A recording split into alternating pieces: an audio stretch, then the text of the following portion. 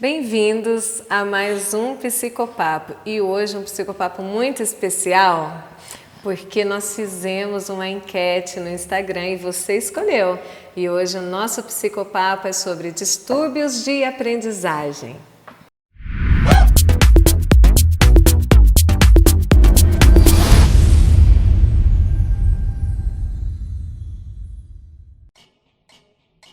Distúrbios de aprendizagens, transtornos de aprendizagens, dificuldades de aprendizagens, são tantos nomes, né? E hoje nós estamos aqui para esclarecer um pouquinho quando identificar o que é simplesmente uma dificuldade de aprendizagem, ou um transtorno, ou se é o início de uma disfunção ali do distúrbio, do transtorno. E para isso, hoje nós temos aqui o Dr. Natanael Mota, que é neurologista infantil. Bem-vindo, Natanael. Obrigado, Raquel. É sempre um prazer estar aqui. E a Aline, nossa psicóloga também, aqui em Nepomuceno. Seja bem-vinda, Aline. Obrigada, é um prazer estar com vocês. Eu espero que esse bate-papo sobre o distúrbio de aprendizagem possa esclarecer algumas dúvidas de vocês que estão em casa. Então, nosso psicopapo, a nossa dinâmica é trazer questões que provavelmente você em casa tem e algumas respostas, né, relacionadas ao nosso trabalho. O meu como psicopedagoga, da Aline como psicóloga e o Dr. Natanael como neurologista. Porque um transtorno ou um distúrbio, ele precisa de uma equipe multidisciplinar para ele ser avaliado, né, e nós chegarmos a um ponto, se é um transtorno, se é uma dificuldade, e ali nós temos direcionamentos de como tratar, né? Então, para iniciar, nós vamos falar um pouquinho sobre as dificuldades de aprendizagem, que às vezes elas se confundem com um transtorno. Não é verdade, doutor Natanael? Você já pegou assim, lá no seu consultório, alguma mãe desesperada, falando assim, meu filho tem um transtorno de déficit de atenção, meu filho tem dislexia, e aí você avalia e fala, não, ele só tem uma dificuldade. Já aconteceu? Já. Muitas vezes nós temos que ter em mente, né, até como você citou muito bem as palavras agora, dificuldade e transtorno. Muitas vezes a dificuldade escolar pode sim ser um pequeno início, ou pode ser já o início de um outro transtorno, mas nem toda dificuldade escolar é sinônimo de transtorno. Algumas vezes assim, já aconteceu de mães que, por exemplo, já chegam com o diagnóstico pronto. Meu filho é hiperativo. Ou, por exemplo, meu filho é desatento. E principalmente com desatento, é uma das coisas que a gente tem que ter mais cuidado, conforme a gente vai falar daqui a pouco. Mas a dificuldade escolar, ela pode estar relacionada a uma gama de problemas muito grande. Pode ter tanto dificuldades do ambiente, né? A gente pode ter uma dificuldade da escola, propriamente, em termos de estrutura de escola, infelizmente, que acontece no nosso país, em questão de adaptação curricular daquela criança. Nós podemos ter uma dificuldade relacionada à família, então questões familiares que eu acho que até a Aline também aborda bastante isso e trabalha bastante com essas questões. E também questões que sejam próprias da criança, que sejam transtornos próprios da criança também nos seus aspectos psicológicos, nos seus aspectos físicos. Por exemplo, uma criança com uma doença física, como um problema de tireoide, por exemplo. Anemia. Uma anemia. Falta de vitamina. Sim. Por exemplo, eu já peguei um paciente, pegando um gancho nisso, que ele chegou para mim com a indicação escrita assim, déficit de atenção. E aí, quando você olhava para a criança, extremamente pálido. Extremamente pálido. Então, aí muita gente às vezes pensa, esse menino então tem transtorno de déficit de atenção. No caso desse menino, não, anemia. Então, o jeito de tratar a dificuldade dele escolar, no caso dessa criança, foi tratar a anemia dela. Então, esse caso da tireoide que você citou aí é importante porque às vezes se confundem os sintomas, né? Principalmente quando a gente fala do hipotireoidismo. Isso. Né? Ou seja, quando a função do tireoide é mais lenta, né? Porque tem o hipo e tem a hipertireoidismo, né? E quando a hiper é quando fabrica muito hormônio, Exato. Aí são outros sintomas, né? Sim. Mas o hipotireoidismo, ele se confunde muito com depressão, né, Aline? Você já Sim. pegou algum caso assim? Sim, é bem criterioso aquela ideia de descartar causas físicas, né? Então aquele desânimo, uma anedonia, né? Uma ausência de vontade, aquela coisa de ficar agarradinho na cama, se confunde. Então seria algo mais fácil de tratar do que a depressão em si, né? Porque aí toma um remedinho ali diariamente e já volta. Regula o nível do hormônio e volta. Porque as crianças, quando começam a apresentar esses problemas de tireoide, eles dão problema na escola, Sim. entram as dificuldades de aprendizagem, aí são as dificuldades de aprendizagem, né? Não chega a ser um transtorno, né? Pode até gerar, mas decorrente de uma causa orgânica, né? Então, assim, às vezes o primeiro sinal que você vai ter, às vezes, daquela doença, o primeiro sinal que alguém vai chamar a atenção vai ser a dificuldade escolar. Sobre as dificuldades de aprendizagem, o que você aí, pai, mãe, professor, né, precisa observar na criança? Cada criança, ela passa por um estágio e nesses estágios ela tem que desenvolver algumas habilidades para desenvolver o processo de aprendizagem. E aí o professor, o psicopedagogo, o neurologista, a psicóloga sempre entende esse processo. Então, se você tem dúvida, procure o professor ou procure o psicopedagogo ou de repente o neuro para conversar a respeito disso. Por quê? A criança, na fase da alfabetização, quando ela chega nessa fase da alfabetização, que é o momento crítico, né, doutor Natanael? De repente, acho que a maioria dos seus casos lá relacionados à aprendizagem é nessa fase, né, de 6, 7 anos. Geralmente, assim, existe uma procura, principalmente nessa fase da alfabetização, já também posterior a essa fase e um pouco menos, mas também relativamente frequente no início da adolescência. Eu acho que é quando você tem, assim, principalmente a solidificação do ensino básico, né? Então, eu acho que onde você tem o principal ponto, né? Mas eu acho que, assim, um dos sinais de alarme que eu acho, disso que você falou agora, Raquel, que eu acho que a família tem que ter atenção, é o seguinte, se a criança ela está tendo um quadro de mudança de comportamento em relação a outras fases da vida dela. Então, se, por exemplo, vamos supor, uma criança que às vezes começou muito bem e que depois parou, alguma coisa pode estar acontecendo, eu acho, né, Aline? Sim. Desde algumas coisas emocionais que possam ter havido, algumas situações traumáticas que essa criança possa ter vivido, até condições de doença mesmo, né? Sim, sim.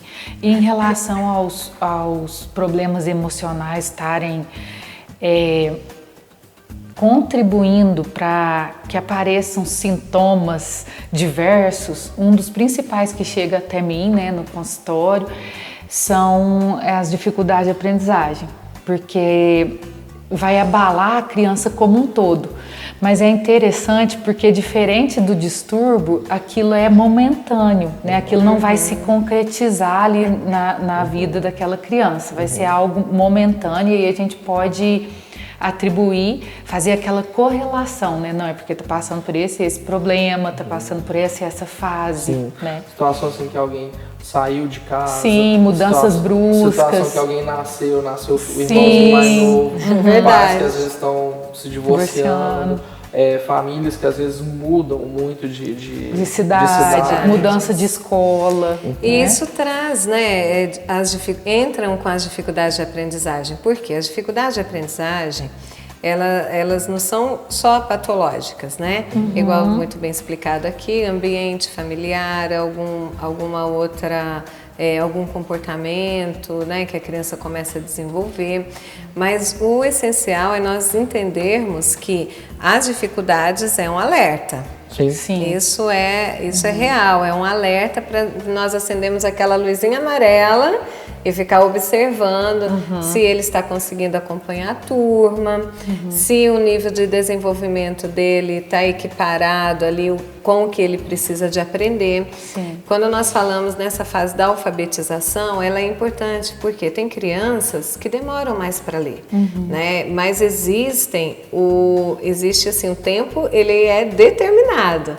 Então a criança chegou ali 7 anos e 8 meses, ainda não desenvolveu a leitura, aí é um sinal mesmo de alerta que precisa de procurar ajuda, né? Às vezes a criança está na educação infantil e aí está demorando ali desenvolver a coordenação motora, de colorir, já é um sinal que nós temos que ficar alertas, porque a criança nessa fase, né, doutor Natanael, eles podem, assim, de uma hora para outra mudar, sim, né? Sim. E aí o que a gente pensa, o que você aí em casa pode pensar assim, ele está com transtorno de aprendizagem. Não é o momento ali, porque na educação infantil é mais difícil, né, da gente de diagnosticar. Não tem como diagnosticar, ou tem. O quê? O transtorno de aprendizagem, o início de transtorno de aprendizagem. Geralmente, assim, os transtornos de aprendizagem, se a pessoa tem algum histórico, por exemplo, que já traz que aquela criança, por exemplo, demorou no seu desenvolvimento, demorou a falar, ou mesmo teve algum fator de risco, então assim, a gente já pode supor que ele tem. O próprio transtorno de déficit de atenção e hiperatividade, ele é diagnosticado a partir dos 6, 7 anos de idade, por conta da maturação da região pré-frontal, que é essa parte mais da frente do cérebro, em que você tem essa maior maturidade. Outros transtornos, né, como distúrbio de leitura escrita, dentro do contexto da dislexia, a gente já pode ter os indícios ali, mas acaba que para você fechar o diagnóstico um pouco mais para frente, porque você tem que também passar essa fase que seria da alfabetização normal. Agora, na verdade, eu quero agora te jogar uma pergunta agora. Ele ama fazer isso. Adoro. Então vai, manda. Olha só. Raquel, por exemplo, uma coisa que sempre chega às vezes no meu consultório, muitas vezes os pais falando, é o seguinte: olha, o meu filho, por exemplo, está lá na escola, não, e ele não foi com a cara daquela professora que às vezes era X ou Y, às vezes, por exemplo, ou era, desculpa as expressões, às vezes falavam, era velha demais, ou era nova demais, inexperiente demais, enfim, às vezes essa transferência para a professora em si. Como que você vê esse relacionamento afetivo, esse binômio, vamos dizer assim, professor-aluno, para essa fase? Então, nessa fase, desde a educação infantil, né, no período da alfabetização, o professor, nós professores, que eu também já trabalhei muito na educação infantil, na fase de alfabetização, nós temos que criar um vínculo, né?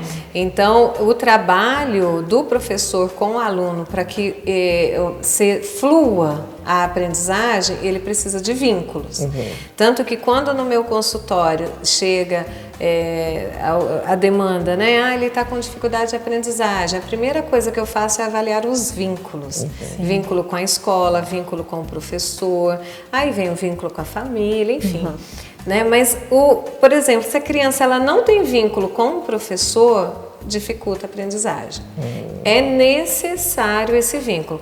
Agora, outra pergunta para nós aqui. Como na pandemia criar um vínculo? Nossa, nesse período que nós estamos vivendo. E nunca foi tão difícil fechar um diagnóstico nesse período de pandemia, não é? Muito mais difícil. Porque o que acontece? Como que eu vou avaliar um vínculo com o professor nesse momento agora? Simplesmente não tem.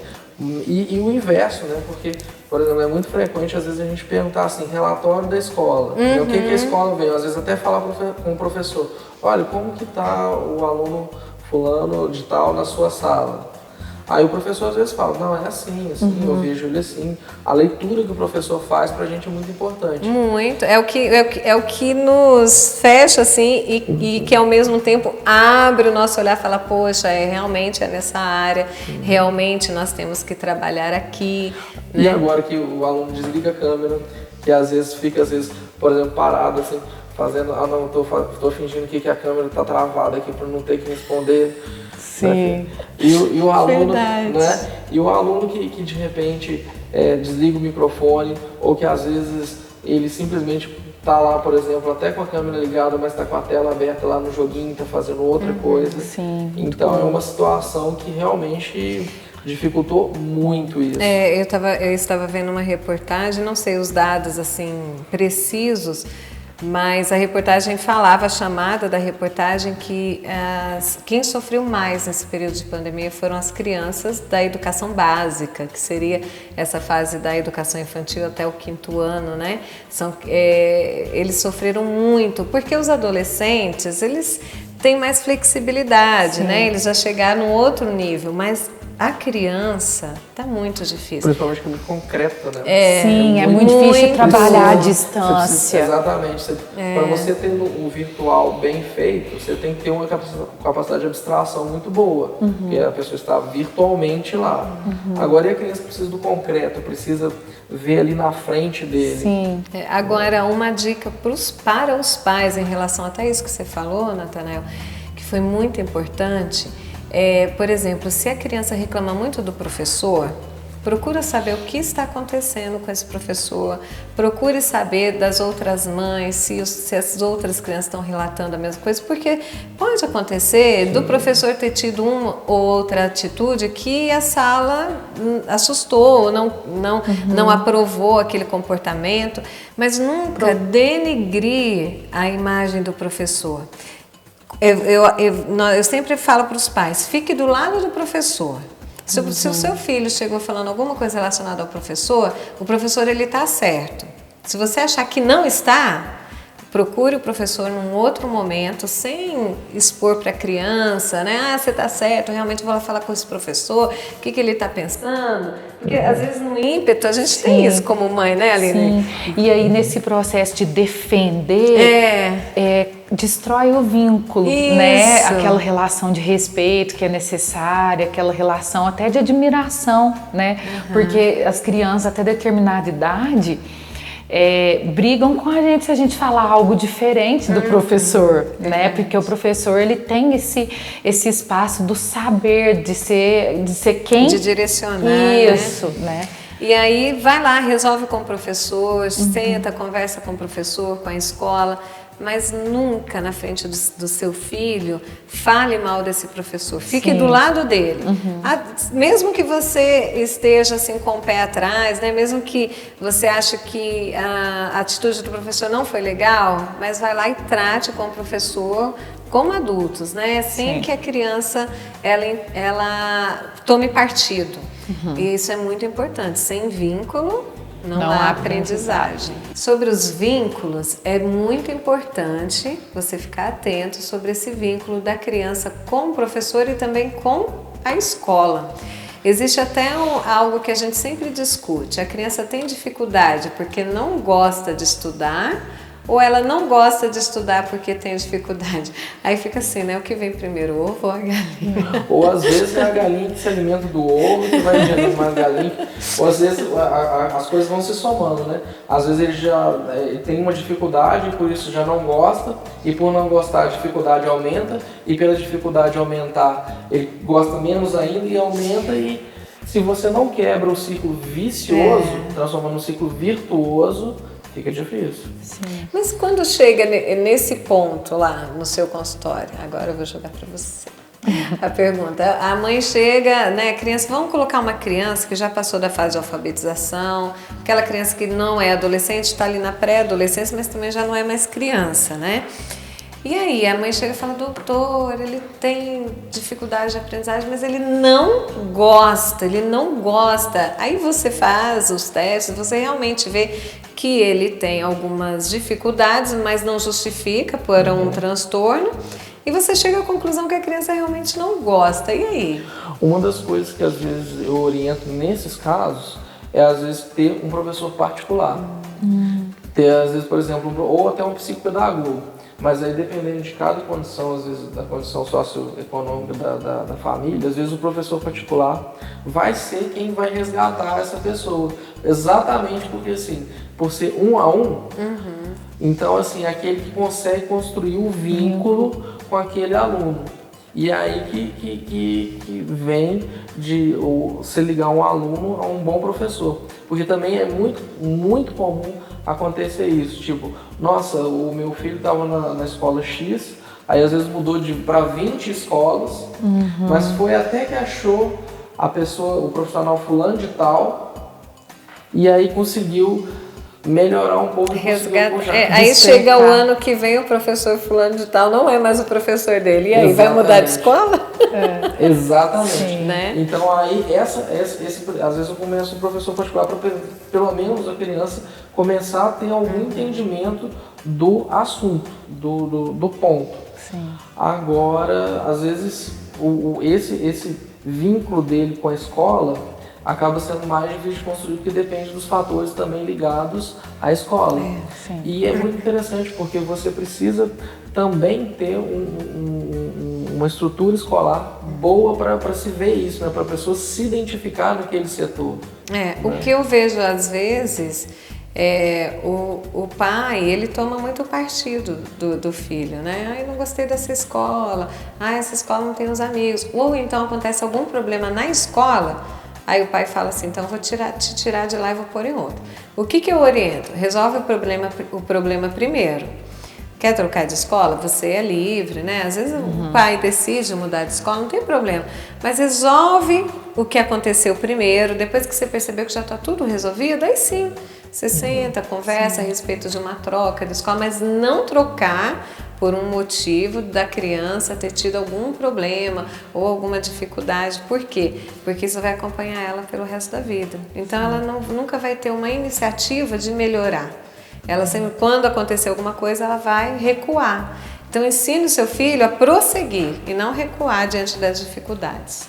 Eu recebo muito essa queixa, né? Não gosto de escola, né? A mãe chega na entrevista inicial e fala para mim, olha, não gosto de escola. E às vezes eu escuto a própria criança, eu realmente não gosto. E aí eu costumo fazer um movimentozinho assim bem simples com a criança. Eu pego uma folha, aí divido, de um lado coloco o que tem de bom, escola. Aí de cá o que tem de bom e de cá o que tem de ruim. Porque às vezes, montando essa tabelinha simples, a criança consegue identificar por si mesma algumas características legais da escola. Eu gosto da tia tal. Ela visualiza, né? Sim, eu gosto da tia tal, eu gosto da hora do recreio, eu gosto da educação física, eu gosto dos meus coleguinhas, né? É muito difícil, eu já fiz essa atividadezinha simples com diversas crianças ao longo dos meus anos, né, de experiência na clínica, e é muito difícil alguma criança que não acha nada de bom na escola. E aí o trabalho é esse envolvimento, o que tem de ruim, vamos ver quem está ganhando, e de repente rola um empate ali, aí a criança, até que eu não mudei tanto assim a escola, né? E aí começa uma reflexão nesse sentido. Gostei.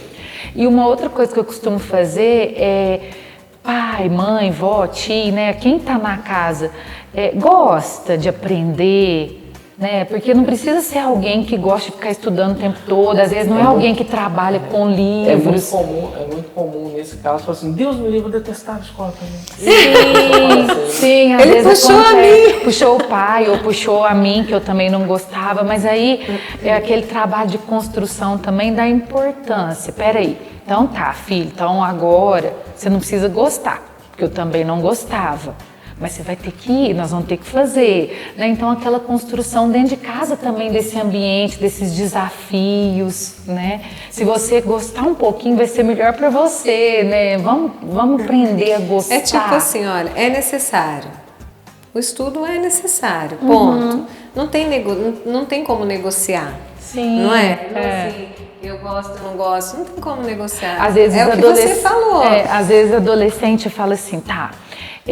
A adolescente chega e fala, eu odeio, tô doida para acabar, tô doida para acabar. Mas quando você vai acabar, né? Você vai ser obrigado a estudar até o ensino médio, né? Então como a gente vai conseguir fazer com que esse percurso não seja tão ruim, tão sofrido? É legal essa sua técnica, eu gostei demais. Eu faço também, quando eu recebo adolescentes aqui, que eu também trabalho com adolescentes, aí nós fazemos um mapa mental dos objetivos. O que você quer alcançar? Eu odeio escola, ok, mas se você quer ser o quê? Eu quero ser veterinário, você precisa estudar. Então, você quer chegar aqui? Eu falo assim, você quer chegar aqui ou quer ficar aqui? Não, eu quero chegar aqui. Então, você precisa da escola. Então, não tem meio termo, não tem como negociar. Isso não tem negociações, tem assim, de aceitação. Aceitar certas coisas, outras não. E aí, vamos colocar na balança o que é bom, o que é ruim. Isso.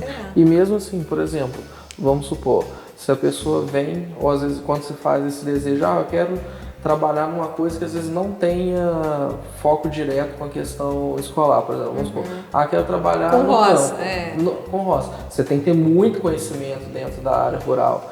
Hoje em dia, por exemplo, está tudo sendo em termos de maquinário, em termos de tecnologia. Administração, tem que saber administrar, gerenciamento, né? Então, assim, são situações que você tem que estudar, você tem que ter um conhecimento do que você vai pôr, o adubo que você vai pôr, o implemento que você vai comprar para a máquina. Então, até hoje mesmo, para quem trabalha no campo, por exemplo, para você desenvolver bem a sua função, envolve conhecimento.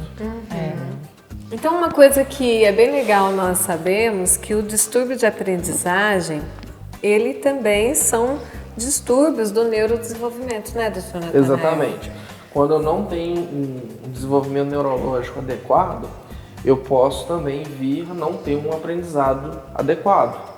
Então, eu acho que o principal que acaba sendo notado é o desenvolvimento da fala. Sim. Então, se a fala não foi desenvolvida numa idade certa, a pessoa é candidata. É claro que não quer dizer que se a pessoa teve atrás de fala, com certeza vai ter dificuldade. Não é bem assim. Mas ela pode vir a ter uma dificuldade lá na frente de aprendizado de leitura e escrita.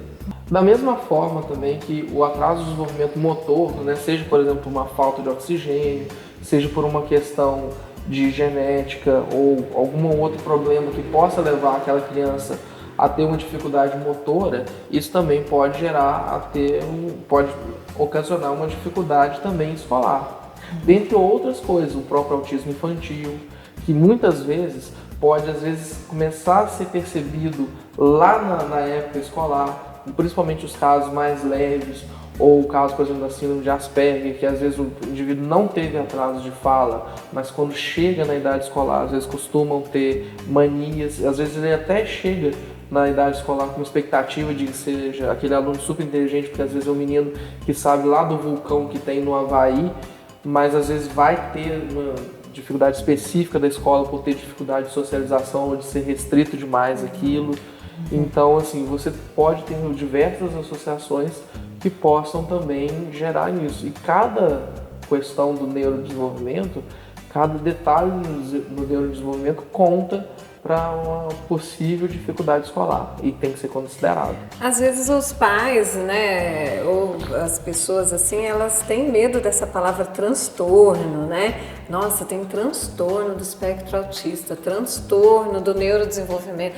Mas os distúrbios e os transtornos estão ali lado a lado, né? Sim. Geralmente é quando você tem alguma perturbação do que seria um curso normal. É claro que esse curso normal, você tem médias de variação de uma pessoa para outra, como a gente falou isso. Você tem faixas de comum, vamos dizer assim. Claro que você tem exceções dentro do desenvolvimento, tanto para mais ou para menos. Para mais, quando você tem a precocidade, às vezes uma criança se alfabetiza, às vezes até sozinha com 3, 4 anos, por exemplo, ou também no sentido da dificuldade, como você disse agora, aquela criança que demora um pouco mais, mas que ela consegue depois entrar numa curva de aprendizado ascendente e só vai subindo o morro.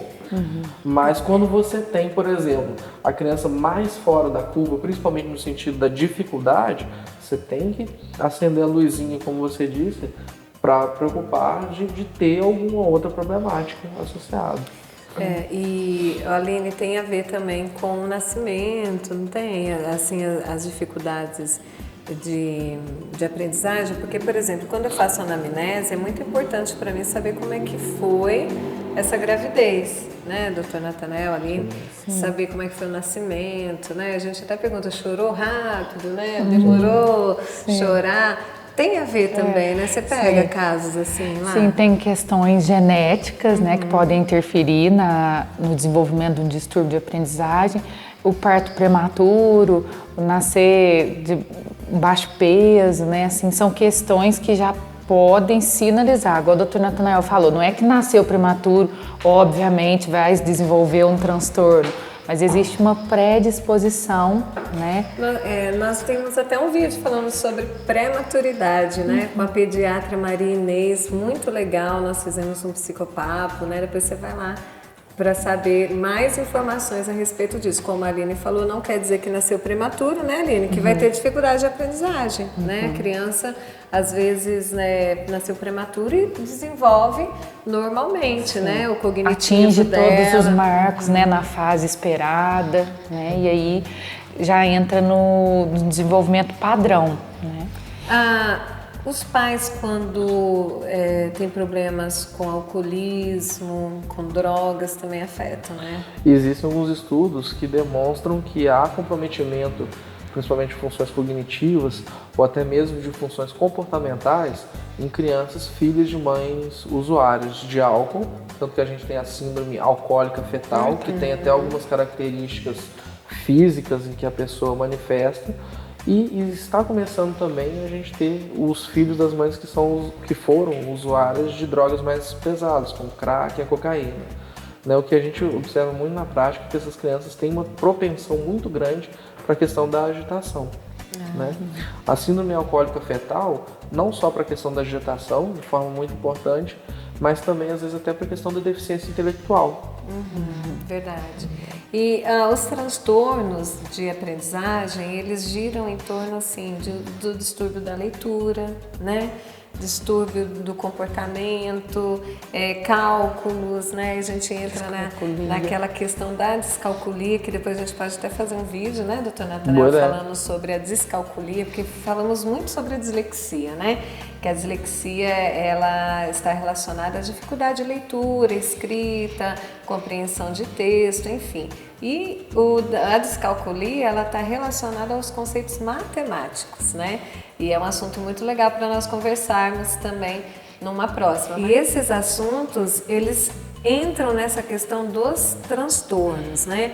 O nosso intuito aqui, nesse psicopapo, é alertar você aí, pai, mãe, professor, para observar seu filho, observar seu aluno.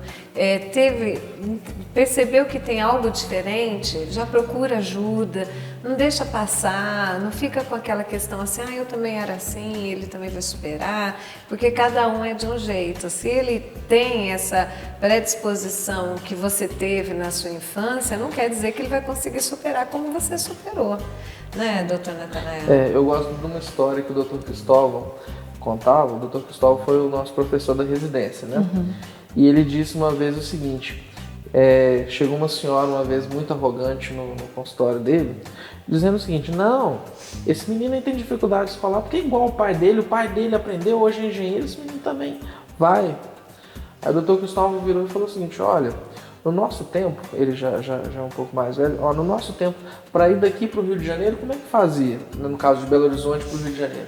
Nossa, era um sacrifício. Você tinha que pegar um trem, era o trem da estação, eu acho que Vera Cruz, que pegava na Central do Brasil, demorava 12 horas até chegar no Rio de Janeiro, ou até mais de um dia, dependendo de como que era o fluxo do trem. Chegava, mas com todo o sacrifício, com todo o perrengue.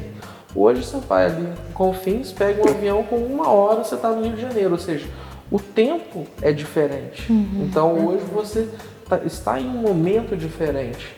Então, consequentemente, você tem hoje recursos em que a criança de hoje não precisa passar pelo sacrifício e pelo sofrimento de aprender como foi no passado. Né? Antigamente, por exemplo, se usava de forma pejorativa, né? A gente até estava falando aqui nos bastidores, né? O termo burro, né? A fulano de tal é burro, o ciclano de tal não existe. Se a pessoa tem dificuldade, ela tem que ser trabalhada dentro daquela dificuldade. E a dificuldade tem nome, né? Não é burrice, não é burrice, né? Sim. E é interessante como as intervenções precoces, elas vão poder minimizar o prejuízo para a vida do sujeito. Né? Então, por isso que é interessante não perder esse feeling do tempo, né? Se o filho está realmente demonstrando uma dificuldade, como a gente disse, a dificuldade é um sinalzinho de que pode haver um transtorno. Né? É interessante fazer uma investigação, é interessante ter um olhar atento. E mesmo se estiver parecido com você, né? Procure ajuda, você também, né? Nunca é tarde a gente entender o que aconteceu nesse processo de aprendizagem. Em relação aos distúrbios no neurodesenvolvimento, nós temos alguns que são bem conhecidos, né? Que é a dislexia. E da dislexia tem vários Ds que a gente fala, né? Nós falamos assim, os Ds, né? Dislexia, descalculia, desortografia, dislalia. Tem alguns termos até que não são mais usados, né, doutor Natanael? Exatamente. Os mais comuns são esses três que você citou, né? A descalculia, a dislexia e a desortografia, que às vezes está até incluso dentro do campo da dislexia. Mas assim, você tem uma ampla variedade de pontos, né? A dislalia, que você disse, já passa a ser um distúrbio quase mais que fonoaudiológico, que pode também ter sua repercussão quando a criança, a dislalia é aquela criança que troca uma letra por outra. Então, às vezes, quando ela vai escrever, ela também acaba trocando uma letra por outra na escrita. Então, você tem esses distúrbios também fonoaudiológicos que também podem repercutir. E nós temos aqui também, Dr. Natanael usa como livro de cabeceira? Praticamente de cabeceira. É um livro que eu recomendo muito a quem quiser estudar sobre isso, principalmente assim, professores que quiserem ter maior conhecimento. Esse aqui acaba sendo até a edição 1. Ele já tem uma segunda edição, que é o Transtornos de Aprendizagem, uma abordagem neurobiológica multidisciplinar, da doutora Nilra Rota, que é lá do Rio Grande do Sul. É um livro muito bom, bem abrangente sobre esses transtornos de aprendizado e ajuda a gente a ter uma visão bem global sobre eles. Nos dá um norte, né? Sim. E aí fica aí a nossa dica, né, de um livro, e também deixar aí para vocês perceber que a criança está com alguma dificuldade de aprendizagem. Pode ser simplesmente uma dificuldade, mas pode ser um sinal que um transtorno está próximo, né? Então, como a Aline até comentou, se nós entramos com uma intervenção precoce, isso ajuda muito a vida da criança, a vida escolar, a vida até social, comportamento. Então não deixe, não espere, né? Procure ajuda assim que você perceber que a criança está tendo alguma dificuldade de aprendizagem, né? E eu espero que você tenha gostado, né, gente? Porque tá uma delícia. Muito bom. Eu não gosto de terminar psicopapo, não gosto de terminar live, mas nós precisamos aqui encerrar esse psicopapo. Eu espero que vocês tenham gostado. E nós estamos com uma novidade aí no nosso canal. Se você quiser saber mais sobre esse assunto, nós vamos preparar uma conversa com especialistas, né, doutor Natanael? Sim. E vai ser através de uma plataforma. Então, se você quiser, escreve aí nos comentários, eu quero, que aí nós vamos entrar em contato com você, deixe seu e-mail, que nós vamos entrar em contato e em breve nós vamos fazer essa conversa com especialistas. É um bate-papo onde você vai interagir com os especialistas. Então, não deixe aí de colocar nos comentários se você tem interesse de participar dessa roda de conversa. Obrigada, doutor Natanael, mais uma vez, Aline, pela presença, e nós nos vemos nos nossos próximos vídeos. Te vejo lá!